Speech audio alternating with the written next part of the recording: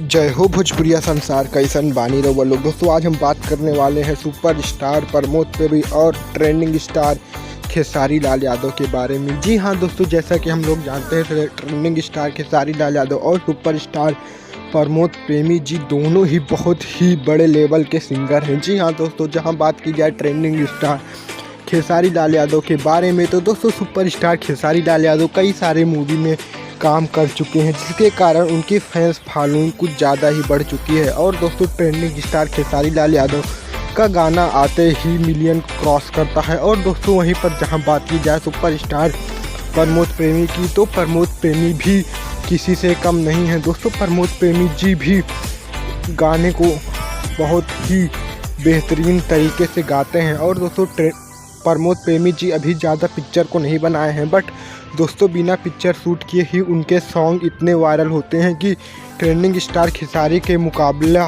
करने वाले हैं बहुत ही जल्द प्रमोद प्रेमी। अगर दोस्तों न्यूज़ अच्छी लगी है तो चैनल को सब्सक्राइब कर दें, क्योंकि भोजपुरी से जुड़ी ऐसी ही न्यूज़ सबसे पहले आपको मिलेगी। मिलते हैं नेक्स्ट वीडियो में। जय हिंद, जय भारत।